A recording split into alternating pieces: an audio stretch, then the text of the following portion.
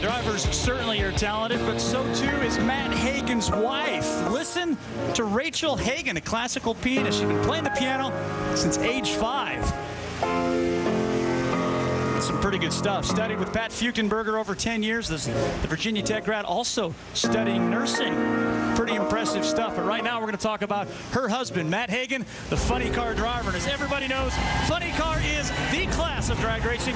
You're talking about NHRA countdown excitement. 4 drivers separated by only 3 rounds of racing. 2 come from the Force camp. 2 come from the Schumacher camp. And with only 4 races to go, the pressure is building. And each round could make or break a driver's season. Is funny car exciting or what? As Matt Hagan and Jack Beckman join us on our NHRA Race Day set. Of course, the 2 Don Schumacher drivers right now, based on countdown points, Jack, you've got the best opportunity to unseat John Force here. You're already giving Mike a little bit of grief about his do or done line. Does it get you that wound up? No, I like it. Because you're on the right side of it, by the way. Doesn't mean it's over. What it means is you got to get your act together, and you got to get it together now. I don't know why last year everybody got offended by a little yellow line. Win some rounds and get your butt up above it. I like it. Absolutely. And Matt, you know, you're above the line. You've got a great race car this year, but you did struggle a little bit in qualifying. Had to backpedal it in the 3rd session. Got you in the show, but what seems to be the issue this weekend for that diehard team? It's just hot out there this weekend, and then, you know, we had to back it down so far to make sure we go down, and it was just a little too weak. So Tommy DeLago, he's got a good handle on this race car. Got all the confidence in the world this morning. What kind of race car do you have, Jack? I know we went back, did some modifications to the front half, and it seems to be responding here in the countdown. I got a fast one. I got Ron Tobler and John Collins, and I told Gary Gerald yesterday, it's kind of a snowball deal. When you're driving good, the car can win rounds, but when the car's running good, it helps your confidence as a driver, and things start to click. And right now we're in that click mode, and this is where we need to be. We're down to what? 18 or 16 rounds of racing. 16 rounds, that's it. Yeah. You feeling any pressure at your real good countdown? A little bit. I mean, I think you'd be lying if you said no. So, you know, but we're not going to let it get to us. You know, it's we can put too much pressure on ourselves, so we're keep it fun out there. Yeah. Now, can you play anything besides chopsticks on the piano like your wife? Or I can't play anything, man. I'm not musically talented. Sing. Yeah. That would have been something. Yeah, and the singing's bad too. Jack, you've really been downplaying the pressure, but is it there? It has to be. Sure. Yeah. I mean, it's situational pressure. We're not in combat with rifles, but we have to do our best. It's very serious.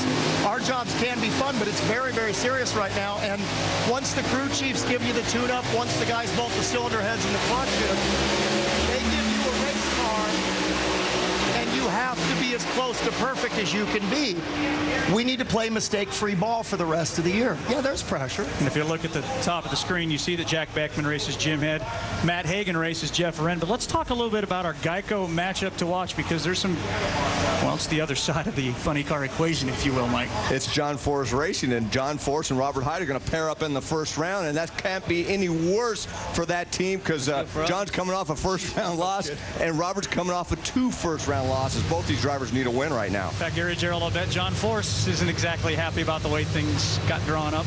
Well, he's a caged lion right now. He's got his entire group inside there. They're waiting the final words of wisdom before this day really gets underway.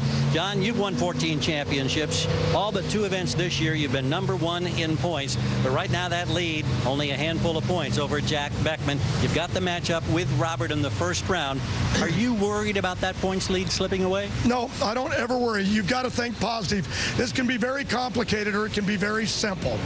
And when you play the odds games that I do, we have 3 race cars can run for this championship. But I've hurt my odds this weekend getting up against Robert 1st round.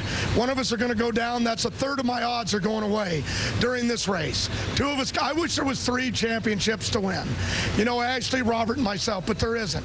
But you said I won 14 championships, but I trained Robert Height to be a champion, and he won the Full Throttle Championships. And I said to Robert, you learned how to be a champion. Now you're on your own, buddy, but you got to beat a champion if you're going to do this championship again like you did last year.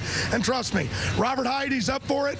Like Ford said, we're all one Ford, and my team in this meeting I'm going into, I'm not going to let him forget that. But yeah, is my gut aching? Yeah, because somebody's going down here. Thanks, John. Thank you. Now, is John Force a motivational speaker or what? You hear a lot of loud noises behind us? That's because we're racing alcohol funny car. Tony Bardone, the former funny car racer, back in the alcohol roots, Lance Van Houten. So if you hear a lot of noises behind us, that's what we're talking about. Funny car points. Let's take a look at how they stack up following qualifying. The do or done line right down there in that number 6 spot. Bob Task is the one guy we haven't talked much about. Does he have an opportunity still? Absolutely. Very consistent race car. Just a little over 4 rounds out of that first place. You just got to get her together. Well, as we do each and every week, what do you say we check in now with stat guy Louis Bloom for our stat of the race? Thanks, Dave. Let's talk about the most competitive class in drag racing, funny car.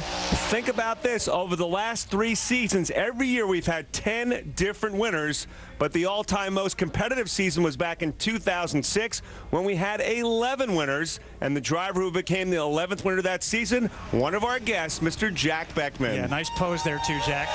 Do you like that? You holding the trophy back there? I like. You look so manly there, just holding that trophy. I admire it. Time now, hold on, before you get wound up. Time now for our fan question. Let's turn around and find Farron Manuel of Little Elm, Texas with a question. Hey, Matt, who would make a better farmer, Ron Capps or Jack Beckman? We saw Ron Capps last week. Well, we have to get Jack out on the farm to see, but Ron, I tell you, he jumped right in there, was a great sport. Some of that stuff I think he was a little iffy on, but good guy, you know. He jumped right in there. I got a lot of respect for him. He worked the tractor a little better than I thought he would, so we'll have to get Jack out there next time. I just think Ron's too pretty to be a farmer, though. We got him a little dirty, though. I still love you, Jack, but you know. I would pay big money to see you doing what Ron Capps was doing. I just went below the line on that one, didn't I? Yeah, right there. Yes, you did. Guys, big pressure-filled day. Matt, Mr. Beckman, have great, safe race days today. Mike Dunn, we got the race coming up next. So, Mike, I'm going to kick you off of our NHRA race day set.